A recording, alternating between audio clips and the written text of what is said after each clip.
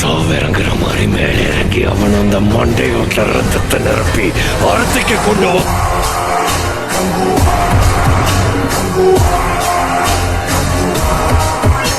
স্বাগতম বন্ধুরা, আপনি দেখছেন সিনে টলস, যেখানে আমরা আজ বিশ্লেষণ করব বছরের সবচেয়ে প্রতীক্ষিত মুভি কাঙ্গুবা। সূরিয়ার নতুন সিনেমা নিয়ে উত্তেজনার শেষ নেই। এই মুভিটি কি আমাদের প্রত্যাশা পূরণ করতে পেরেছে, নাকি কিছু ক্ষেত্রে হতাশ করেছে? আজকের ভিডিওটি থেকে পুরো রিভিউ জেনে নিন। এই সিনেমার কাহিনী আমাদের দুটি সময় নিয়ে যায়, অতীতের এক ভয়ঙ্কর যোদ্ধা আর বর্তমানের এক ছায়া পুলিশের গল্প।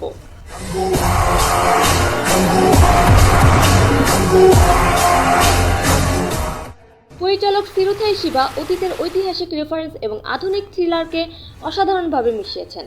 তবে এর চিত্রনাট্যের কি যথেষ্টতা গভীরতা রয়েছে? শুরুতেই আসি সিনেমার প্লট নিয়ে। সূরিয়া এমন এক যোদ্ধার ভূমিকায় রয়েছেন যিনি ইতিহাসের পাতা থেকে উঠে এসেছেন। তার চরিত্রে রয়েছে বিপুল সাহস ও দৃঢ়তা। মুভিতে তাকে দুই ভিন্ন সময়ে একসঙ্গে লড়াই করতে দেখা যায়।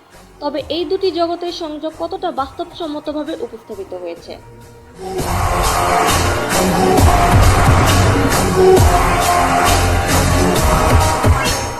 অনেক দর্শক মনে করছেন প্রথমার্ধ কিছুটা ধীরগতি সম্পন্ন, যেখানে পটভূমি তৈরি করতে হয়তো একটু বেশি সময় লেগেছে।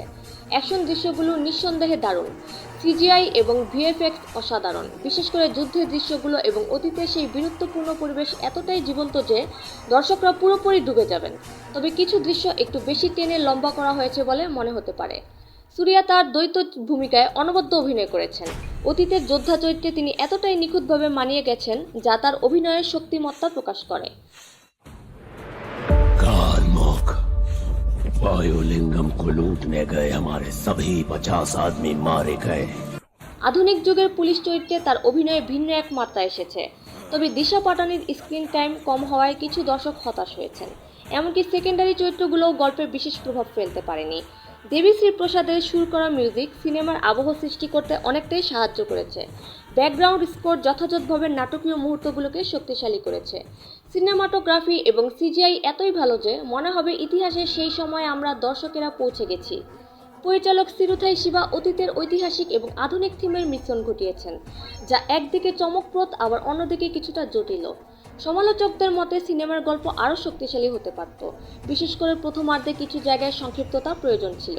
কিছু সমালোচক মনে করেন কাঙ্গুবা দেখার অভিজ্ঞতা অসাধারণ, তবে যারা গভীর গল্প পছন্দ করেন তাদের জন্য এটি কিছুটা হতাশাজনক হতে পারে। সূরিয়ার ভক্তদের জন্য অবশ্যই এটি একটি দেখা আবশ্যক মুভি। সব মিলিয়ে আমরা কাঙ্গুবাকে 5-এর মধ্যে 3.5 স্টার দেব। আপনি যদি ভিজুয়াল স্পেকটেকল এবং দুর্দান্ত অভিনয়ের ফ্যান হন তবে এটি মিস করবেন না। কেমন লাগলো আপনাদের? আপনার মতামত কমেন্টে লিখুন আর আমাদের চ্যানেলটি সাবস্ক্রাইব করতে ভুলবেন না।